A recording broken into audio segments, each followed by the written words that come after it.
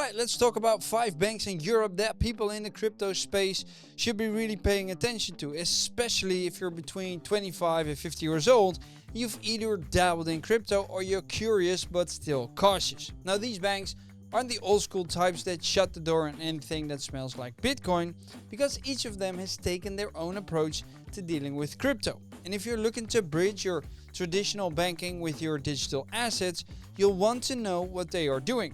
Hi, my name is Rico Rich and I have close to 2 decades of experience in the financial industry. With this knowledge, I hope to help you get ahead in your financial life. Now let's start by looking at the first bank, which is Revolut. This one's probably the most familiar if you live in Europe or the UK. It's app-based, it's slick, and over the past few years it's been adding features that let users buy and sell crypto directly from the app. Now we're talking about Bitcoin, Ethereum, and quite a few other tokens. Now you don't need to move your funds to another platform to get started because it's all right there. You can even set up recurring purchases like a sort of crypto savings plan. And that being said, you don't get full control over your crypto though. What I mean by that is that Revolut holds the private keys. So if you're more of a not your keys, not your coins type, you'll want to keep that in mind. But for those who just want exposure to crypto without jumping through hoops, it's a very strong option. It feels a bit like using Spotify for crypto. You open the app, tap a few buttons, and you're in. Now if we move over to Switzerland, things get a little more serious. Amina Bank AG, formerly known as Seba Bank, is fully licensed and leans deep into the world of digital assets. This isn't just a regular bank that added a crypto tab to its app, because crypto is baked into its whole approach. People can open accounts that deal in both fiat and digital currencies. You can buy, sell, store, and even get asset management services for your crypto. And if you're a high net worth individual or a serious investor, Amina speaks your language too, because they even work with institutions and offer crypto staking and lending. Now, in a world where many banks still avoid touching digital assets altogether, Amina has made crypto feel almost traditional. It's still secure and regulated, but it's not the playground of beginners. It's more like the private banking experience, but only this time it's got Bitcoin in the mix. Next up is the LHV Bank from Estonia. Now, Estonia's been ahead of the curve in a lot of digital services, and LHV reflects that mindset. They're one of the first traditional banks in the Baltics to support direct crypto transactions. In fact, they've even experimented with blockchain technology in how they settle payments behind the scenes. And for customers like you and me, the big draw is that they allow crypto businesses to open accounts, which is very rare. Now, if you've ever tried opening a business account for a crypto-related company in Europe, you'll know it usually is a headache.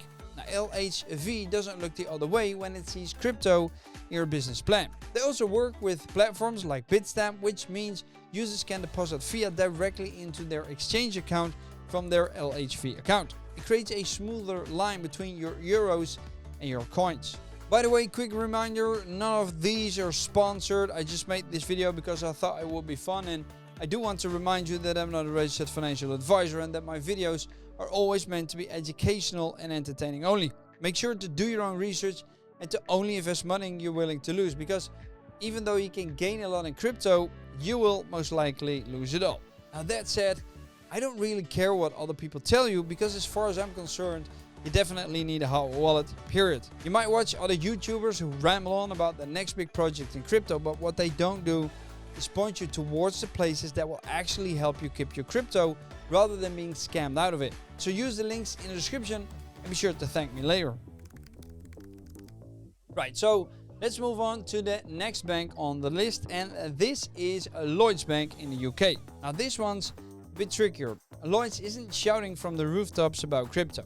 And in case you didn't know, they've had a mixed history, because at one point they were blocking crypto-related transactions due to concerns about fraud. But in recent years, they've softened their stance. You can now use a Lloyds debit card to buy crypto through FCA-registered platforms like Coinbase or eToro. So while they're not offering crypto wallets or digital asset services themselves, they're no longer acting as gatekeepers. If you're someone who wants to stick with a big trusted name and dip into crypto on the side, Lloyds won't get in your way. Well, at least not anymore, that is. And even though they're not leading the charge, they're also no longer slamming the door. And then the final one is Wirex, and this one's an entirely different animal. Wirex isn't a traditional bank in the usual sense, but it does offer debit cards, multi-currency accounts, and most importantly, a way to spend crypto in everyday life. You can hold both fiat and crypto into your account, and when you spend with your Wirex card, it can pull directly from your Bitcoin or Ethereum balance. You get crypto rewards back on your purchases too. Now, for people who are already holding coins and want to use them without converting to fiat first, Wirex makes that possible.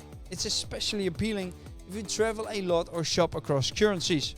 Keep in mind that it's not perfect though, because fees can add up depending on what you're doing. Now that said, it really does feel like crypto and traditional finance are meeting in the middle here at Wirex. Now when you look at all five together, a picture starts to form, right? Revolut is the easy on-ramp, perfect for beginners or casual users who just want to dip in without getting too technical.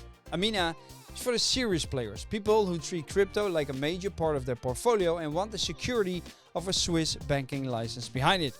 LHV sits somewhere in the middle, let's say, giving both individuals and crypto businesses a fair shot at joining the system without being treated like outcasts.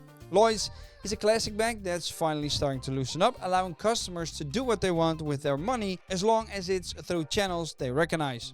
And Wirex, that's for the people who don't want to just hold their crypto but actually use it. Every coffee, every train ticket, every online purchase becomes a chance to spend Bitcoin like it's just another currency sitting in your wallet. Together, these banks don't offer a one-size-fits-all answer. They reflect different attitudes, different needs, and different stages of someone's journey with crypto. Whether you're just getting started, you've been in the game for years, or you're somewhere in between, there's a place for you in this story. And maybe, just maybe, that's what makes this moment interesting. Not because all the answers are clear, but because the doors are finally starting to open. That's it for now. Thank you for watching and I'll see you next time. Doei!